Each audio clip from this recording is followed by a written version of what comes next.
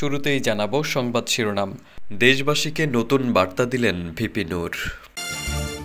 জানাবো যা আছে জাতীয় নাগরিক পার্টির ঘোষণাপত্রে।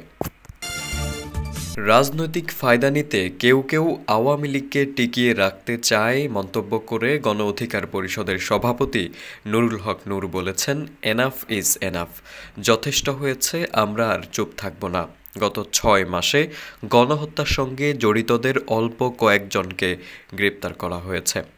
শুক্রবার রাজধানীর কাকরাইলের আইডিবি মিলনায়তনে গণ অধিকার পরিষদের বর্ধিত সভায় তিনি এসব কথা বলেন। ঢাকা বিশ্ববিদ্যালয় ছাত্র সংসদের সাবেক ভিপি নুরুল হক নূর বলেন, আহতদের চিকিৎসার বিষয়ে ব্যবস্থা নিয়ে স্বাস্থ্য মন্ত্রণালয়কে সংবাদ সম্মেলন করে আহতদের অবস্থা বলতে হবে এবং আহত ও নিহতদের ক্যাটাগরির ব্যাপারে যে বৈষম্য করা হয়েছে তা সংশোধন করতে হবে। গত ৬ মাসে বিভিন্ন কমিউনিটির যৌক্তিক দাবি দাওয়া আমলে নেওয়া হয়নি। সংস্কার কোনো বাস্তবায়ন দেখছি না। পুরনো ধারায় চলছে দেশ। এখন জাতীয় ঐকমত্যের ভিত্তিতে এগিয়ে যাওয়া উচিত।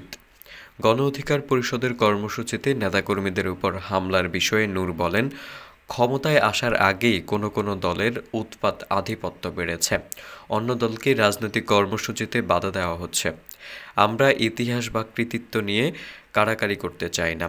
পরিবারতান্ত্রিক রাজনীতি দেশ, সমাজ ও রাষ্ট্রের মধ্যে বিভক্তি তৈরি করেছে।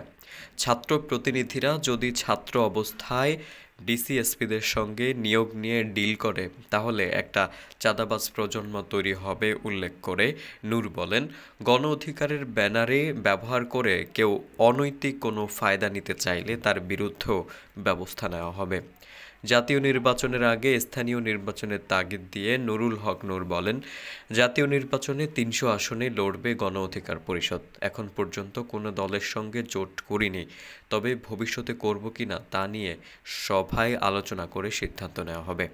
তিনি আরও বলেন, গণ অভ্যুত্থানের আগেই আমরা সংখ্যানুপাতিক পদ্ধতির নির্বাচনের কথা বলেছিলাম। আগামী নির্বাচন আনুপাতিক হারে হতে হবে। এই দাবি নিয়ে প্রয়োজনে রাস্তায় নেমে দাবি আদায় করা হবে। এদিকে বিশাল আয়োজনের মধ্য দিয়ে বৈষম্য বিরোধী ছাত্র আন্দোলন ও জাতীয় নাগরিক কমিটির মেলবন্ধনে দেশের রাজনীতিতে আত্মপ্রকাশ করল জাতীয় নাগরিক পার্টি এনসিপি। সদ্য ঘোষিত রাজনৈতিক দলটির পক্ষ থেকে একটি ঘোষণাপত্র পাঠ করেছেন আহ্বায়ক নাহিদ ইসলাম। শুক্রবার সন্ধ্যায় রাজধানীর মানিক মিয়া অ্যাভিনিউতে নতুন দলের আত্মপ্রকাশ উপলক্ষে আয়োজিত সমাবেশ থেকে নাহিদ ইসলাম এ ঘোষণাপত্র পাঠ করেন। পাঠকদের জন্য তুলে ধরা হলো জাতীয় নাগরিক পার্টির ঘোষণাপত্রটি। আমরা হাজার বছরের ঐতিহাসিক পরিক্রমায় বঙ্গীয় বদ্বীপের জনগোষ্ঠী হিসেবে এক সমৃদ্ধ ও সক্রিয় সংস্কৃতি নিয়ে দাঁড়িয়ে আছি। প্রায় ২০০ বছরের ব্রিটিশ ও ঔপনিবেশিক শাসনের বিরুদ্ধে দীর্ঘ লড়াইয়ের পর ১৯৪৭ সালে পাকিস্তান রাষ্ট্রের পতন ঘটে। তবে শোষণ ও বৈষম্য থেকে দেশের গণমানুষের মুক্তি মেলেনি। ফলে দীর্ঘ ২৩ বছরের সংগ্রামের ধারাবাহিকতায় ১৯৭১ সালে মহান মুক্তিযুদ্ধের মাধ্যমে লাখো শহীদের রক্তের বিনিময়ে স্বাধীন বাংলাদেশ রাষ্ট্রের জন্ম হয়। কিন্তু স্বাধীনতার পর দীর্ঘ সময় ধরে বাংলাদেশের জনগণকে বারবার গণতন্ত্রের জন্য লড়াই করতে হয়েছে। ১৯৯০ সালে ছাত্র জনতা বুকের তাজা রক্ত দিয়ে সামরিক স্বৈরাচারকে হটিয়েছে। তথাপি স্বাধীনতার ৫ দশক পেরিয়েও আমরা গণতন্ত্র, সাম্য, মানবিক মর্যাদা ও সামাজিক ন্যায় বিচার নিশ্চিত করে এমন একটি রাজনৈতিক বন্দোবস্ত তৈরি করতে পারেনি। বরং বিগত ১৫ বছর দেশে একটি নিষ্ঠুর ফ্যাসিবাদী শাসন ব্যবস্থা কায়েম হয়েছিল, যেখানে রাষ্ট্রীয় প্রতিষ্ঠানগুলোকে ক্ষমতাসীন দলের স্বার্থে বেপরোয়া ব্যবহার করে গণতন্ত্রকে ধ্বংস করা হয়েছে।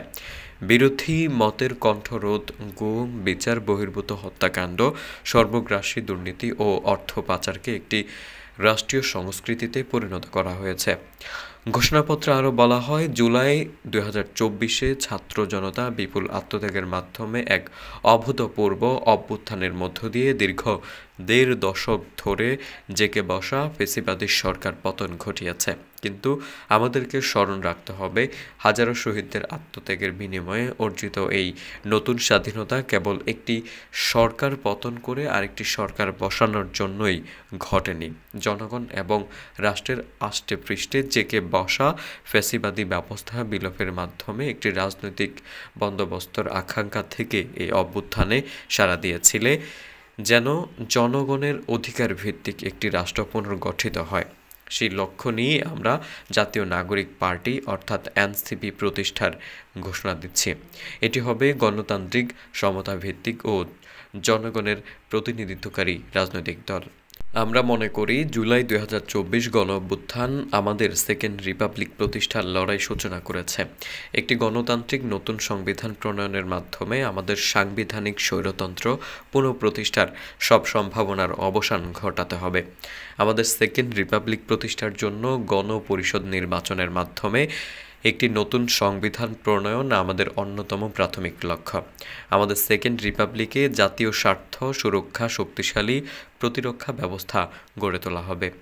ভেঙে পড়া রাজনৈতিক, সামাজিক, অর্থনৈতিক ও সাংস্কৃতিক প্রতিষ্ঠানগুলো পুনরায় গড়ে তোলা এবং তাদের গণতান্ত্রিক চরিত্র রক্ষা করা হবে আমাদের রাজনীতির অগ্রাধিকার। এর মধ্য দিয়েই কেবল আমরা একটি পরিপূর্ণ গণতান্ত্রিক রাষ্ট্র হিসেবে আবির্ভূত হতে পারব। নাহিদ বলেন, আমরা এমন একটি রাজনৈতিক সংস্কৃতির বিকাশ চাই যেখানে সমাজ ও রাষ্ট্রের সর্বস্তরে বিভেদের বদলে ঐক্য, প্রতিশোধের বদলে ন্যায় বিচার এবং পরিবারতন্ত্রের বদলে মেধা ও যোগ্যতার মানদণ্ড প্রতিষ্ঠিত হবে। আমাদের রাজনীতিতে দুর্নীতি ও স্বজনপ্রীতির কোনো স্থান হবে না। নতুন দলের আহ্বায়ক বলেন, আমাদের সেকেন্ড রিপাবলিকে সমাজের পিছিয়ে পড়া জনগোষ্ঠীর কণ্ঠস্বরকে মূল ধারার তুলে আনা হবে। আমাদের রিপাবলিকে একমাত্র সাধারণ মানুষই হবে ক্ষমতার সর্বময় উৎস। তাদের সব ধরনের গণতান্ত্রিক ও মৌলিক অধিকারের শক্তিশালী সুরক্ষাই হবে আমাদের রাজনীতির মূলতন্ত্র। আমরা রাষ্ট্রে বিদ্যমান জাতিগত, সামাজিক, লিঙ্গীয়, ধর্মীয় আর সাংস্কৃতিক মূল্যবোধ ও বৈচিত্র্য রক্ষার মাধ্যমে একটি বহুত্বপূর্ণ ও সমৃদ্ধ সমাজ নির্মাণ করতে চাই। আমাদের রিপাবলিক সব নাগরিককে দারিদ্র্য, বৈষম্য ও ক্ষমতার অপব্যবহার থেকে শক্তিশালী সুরক্ষা প্রদান করবে। আমাদের সেকেন্ড রিপাবলিকে বাংলাদেশের জনগোষ্ঠীর কোনো অংশই অপরায়ণ করা হবে না, বরং রাষ্ট্রের প্রতিটি নাগরিককে সমান গুরুত্ব প্রদান ও সবার নিরাপত্তা নিশ্চিত করা হবে। অর্থনীতিতে আমরা কৃষি, সেবা ও উৎপাদন খাতের যথাযথ সমন্বয়ের মাধ্যমে এমন একটি জাতীয় অর্থনীতি গড়ে তুলতে চাই যেটি হবে স্বনির্ভর, আয় বৈষম্যহীন ও প্রাকৃতি পরিবেশের প্রতি সংবেদনশীল। আমাদের অর্থনীতিতে সম্পদ একটি নির্দিষ্ট গোষ্ঠীর হাতে পুঞ্জীভূত হবে না, বরং সম্পদের সুষম পুনর্বণ্টন হবে আমাদের অর্থনীতির মূলমন্ত্র। আমরা বেসরকারি খাতের সিন্ডিকেট ও গোষ্ঠীস্বার্থ নিয়ন্ত্রণে দৃঢ় পদক্ষেপ গ্রহণের মাধ্যমে ভোক্তা ও জনস্বার্থ সংরক্ষণ করবে। অর্থনৈতিক অগ্রগতির মাধ্যমে এই অঞ্চলের একটি শক্তিশালী রাষ্ট্র হিসেবে মাথা উঁচু করে দাঁড়াতে আমরা আঞ্চলিক সহযোগিতা ও আন্তর্জাতিক অংশীদারিত্ব নিশ্চিত করবে এবং বিজ্ঞান প্রযুক্তি খাতে জোর দিয়ে উদ্ভাবনী সংস্কৃতি গড়ে তোলার মাধ্যমে একটি টেকসই আধুনিক অর্থনীতি গড়ে তুলবে। তিনি আরও বলেন, আমরা একটি ন্যায্যতা ও সমভিত্তিক সমাজ প্রতিষ্ঠা আমাদের সংকল্প আবারও পুনর্ব্যক্ত করতে চাই। আমরা দৃঢ়ভাবে বিশ্বাস করি জুলাই ২০২৪ গণঅভ্যুত্থান কেবল একটি ফ্যাসিবাদী শাসনের বিরুদ্ধেই বিজয় নয়, এটি আমাদের ভবিষ্যৎ নির্মাণেরও শপথ। চলুন আমরা একসঙ্গে হাতে হাত রেখে এমন এক বাংলাদেশ গড়ে তুলি যেখানে প্রতিটি নাগরিকের কণ্ঠস্বর প্রতিধ্বনি হবে